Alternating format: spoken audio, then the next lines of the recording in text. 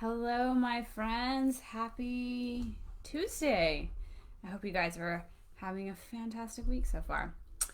So, Dr. Carmen and I have been working on stuff, and to be honest with you, I've been dealing with a lot of mind drama on business and thoughts and just lack of belief in myself and lack of belief in my ability and capability to build this awesome business. Right? We have this dream, this vision, and I finally have came to a place today, I guess, in the last few days, where I'm just like, look, I'm gonna be who I am, and I'm gonna be fully me because that's all I can be.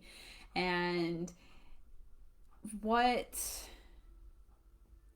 if it works, it works. If it doesn't, it doesn't. So that's how I'm going to show up as. It's just me from now on. I think I've tried to filter myself with you guys because I've heard for a very long time since I was a little girl that I'm intense, right? So I don't know if that's like too much, a little extra or whatever, but it is just me. I'm just me. Like, I'm intense, right? Like, I like to think about deep, real shit. I like to deal with real, tangible problems and not get worried about all this other stuff that doesn't matter, right? So, let's just dive in and talk about our past then. I had a friend mention to me about their past and how their past they were making progress and they felt like their future finally was within grasp of how they wanted to be instead of escaping their past. And here's a mind-blowing thought for you. Your past no longer exists. It doesn't. Now, the consequences of your past, yeah, those exist. The consequences of this individual's past having to pay fines and do some things still exist. They are still right here in July 21st of 2020. That's it. I don't live in this person's past. You don't live in my past. I don't live in your past. Together we are collectively here, conscious and aware on July 20th, 21st, whatever today is, 2020. That's all we have is right now in this moment. And I know a lot of us who are into self-help have read that a lot, especially Eckhart Tolle talks about living in the moment and now. But I don't really think our brain grabs onto it and recognizes that this truly is the only thing that exists right here, this moment, you and I. Our past no longer exists. Our future doesn't exist. It only exists in our mind.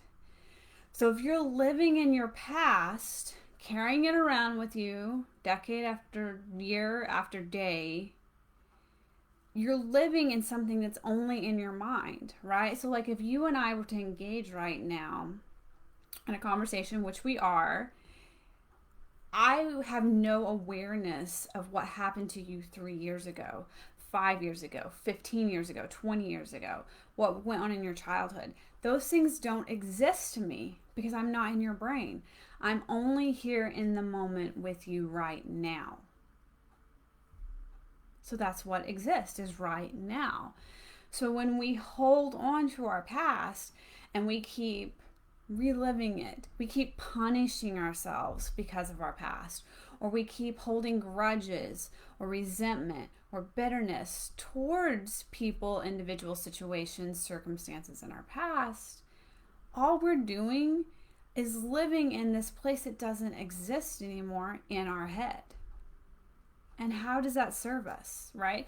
Like, I don't know of anyone that has held onto their past wanting a different future, and that past was like, yep, that's what got me there. I became very successful because I held on to my past and lived in my past and beat myself up with all the choices and the decision I made in my past. You don't. You don't make progress. You don't move forward. You don't become the healthiest version of yourself, the truest version of yourself, the most successful version of yourself by maintaining a tight grip on the past. And I think that that's where a lot of us, I can hear your brains right now going, but like that impacted me. That made me who I was, who I am. That made me be the way I am because of my past. It did it? Or because of your thoughts today about about your past, is that what's making you the way you are? And I can get it. I can get on the train, the victim train with a lot of you, right? Like, well, I was abused as a kid. I was emotionally abused. I was verbally abused. I was sexually abused. I was married and it was a domestic violence marriage, Kim. Those all impacted me. They impacted my mental health. They, yeah. Really, those events as a human you had to survive, and you went into survival mode, and with the skills and tools that you had at that moment is what you used to survive through those things. But a lot of us, because we're not taught these things in our society or our education system, stay in those survival habits and thoughts for the rest of our lives. And those weren't meant to be lifetime habits and thoughts and behaviors. They were meant to help you survive that moment, allowing you the opportunity to move forward from it and then hopefully make progress and let go of it and continue to evolve forward. That is the hope, right? Like a lot of us have get stuck in it. I did. I'm not coming off as judging you guys, I hope. When I was in the marriage that I was in that happened to have domestic violence in it, verbal and emotional, and then experienced a catastrophic nature catastrophe. My home was in a flood.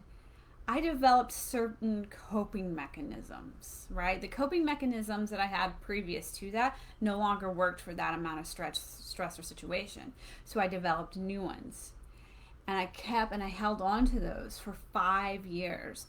And I wasn't making progress or moving forward. I was staying stuck in my past, reliving that marriage, reliving that event over and over and over. And we'll go ahead and label it as PTSD, right? Because we love labels. Thus allowing me to continue to lean on my past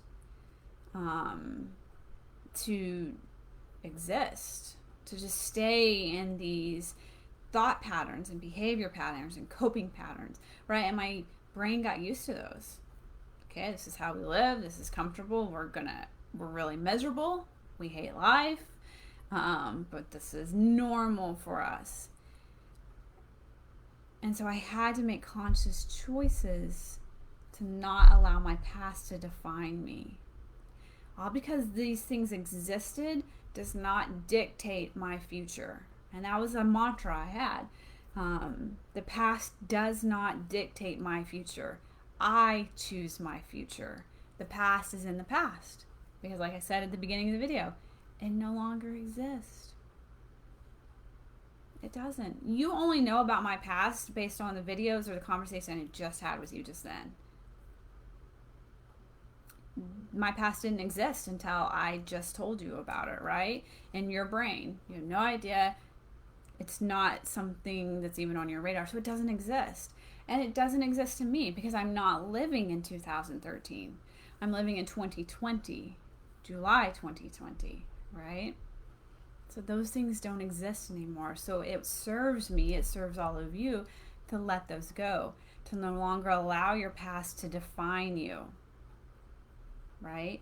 What defines you is today, and the choices and decisions you make today define you. The future doesn't even exist yet. You're in the process of creating your future.